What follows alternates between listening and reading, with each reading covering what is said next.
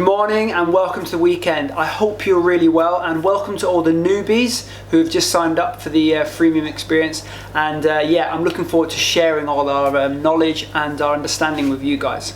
Last week, guys, we looked at self-actualization on the weekend, and today we're going to do the same. I've realized, though, last week I said you need to learn a new skill, or you need to pick something to think about. And then this week I was suddenly thinking, well, what happens if they don't know how to learn a new skill specifically? You know, you guys might have found something that's really interesting, but then you're like, I don't know where to start, Ross. So today we're going to go through some tips and advice to help you find a new skill, and then how to actually implement some knowledge and some understanding into getting the most out of that skill and self-actualizing a little bit. So let's jump straight into, guys, with your advice for this week. Like with anything, guys, if you're going to pick a new skill, you need to make sure you're picking the right skill for you. So it needs to be something that you're passionate about, or maybe something that solves a problem. There's no point me sitting here and saying, right, I want to master the art of speaking Latvian, for no reason other than that it's Latvian. Because if I'm never going to use it, or I'm not passionate about it, or it doesn't solve a problem for me, the chances of me sticking to it are actually very slim. So for example, in my life with NYP and learning this new trade, I learned to read more books, okay? So I'm reading books on business, reading articles on business, reading articles and stories on accounting, stuff that in the past I'd have never been interested in, but because I'm passionate about NYP and this is going to help solve a problem, I'm having to learn a new skill. Also why I'm learning to touch type, okay? So touch typing is one of my new skills that I'm trying to learn. And the reason I'm doing that is because I can then write content quicker, which means I can be more efficient with my time. So it's solving a problem.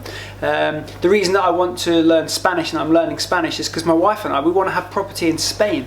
So in order to have property in Spain and to live out there and to go out there and visit, which we do, we want to learn Spanish. And I'm passionate and I'm excited about learning something that's going to help me in the future. So you need to find a skill that you're passionate about, or that's going to solve a problem for you. Because if you just pick something random, the chances are you're not going to stick to it. So once you've picked your skill, now you need to get a little bit specific. You need to set yourself a specific goal, okay? So for example, with me in Spanish, I want to be able to, next year when we go on holiday to Spain, be able to hold a semi-decent conversation with the people that live out there. So that means I should be able to order food, speak to the locals, you know, ask directions. I'm not talking about full-fledged conversations about the weather or the political environment, anything like that. I'm just talking about the little things that can sometimes come across as a bit rude if you don't speak the local language. So that's my aim for next year.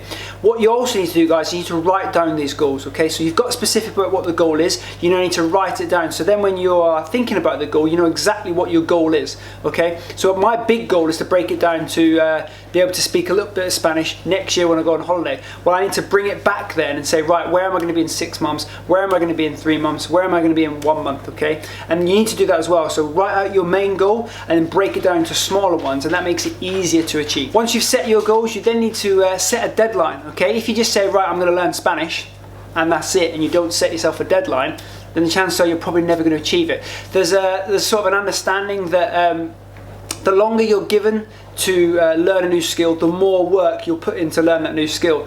But the opposite's the same as well. If you give yourself a shorter period of time, you'll do less stuff, but you will actually be more specific about the stuff that you learn. So the idea and the thinking is behind that you should be able to learn new skills in shorter periods of time because you just apply the right amount of effort. So make sure you give yourself a deadline. Another thing, guys, when trying to learn a new skill is have a bit of faith. Have a bit of belief in yourself. I know we were brought up in a society where you're told from the get-go, you're not going to be able to do that, you're not tall enough, you're not smart enough, you're too big, you're too small, you're the wrong shape, you can't run fast enough. You know, you're constantly being told these things as you grow up. So we have an understanding that, well, I'm never going to be able to do that, okay? Well, that's rubbish, okay? And as you grow and understand, you can do whatever you want. You might not get it done at the same pace, at the same learning curve, or at the same speed as some people, but everything, guys, that other people can do in the world can be achieved by everybody, okay? It might just take people longer to do. So have some faith in yourself and really believe that you can learn this new skill, all right? So once you decide what your skill is, you need to then think, right,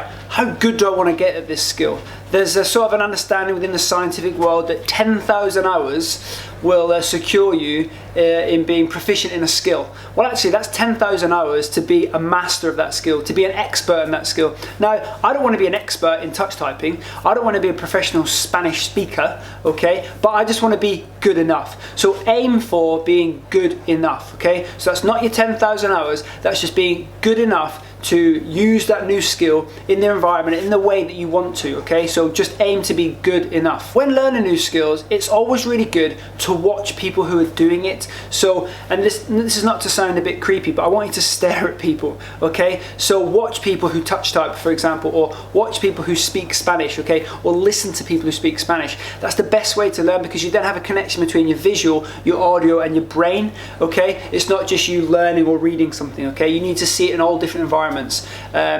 You'll remember at school when learning languages, your teachers will say the best thing you can do is actually listen to the radio or listen to people speak French. You know, when you go on holiday, that's the best way you can learn, because you can understand how they do it. The same goes for other skills. So find the skill that you want to learn, and then find the people that are doing it and watch them do it, and then sort of make that connection upstairs. So we've picked our skill. We now know what we're going to do. We've been watching people. Now we need to start setting aside some time. So they recommend, guys, up to an hour every day for a new skill, but that's not always feasible. So just try and set some time every day though to learn the new skill. And if you can, do it in the same space, okay? So for example, when I'm learning the skill of meditation, I do it in the same space. So I know I go to that place to do my meditation. The same can be for learning new skills. I know when I'm touch typing, I'm on my laptop and I'm stood either at my workstation or I'm at this table, and I usually do it in the evening. For Spanish, I like to listen to it when I'm in the car, because I'm driving and there's usually a period of time then where I can just focus on obviously driving, but I can have this thing going on in the background where I'm learning Spanish. So make sure you do it at the same time. And like we were saying earlier about watching people, try and find the experts, try and find a mentor, somebody who'll share some stuff with you guys.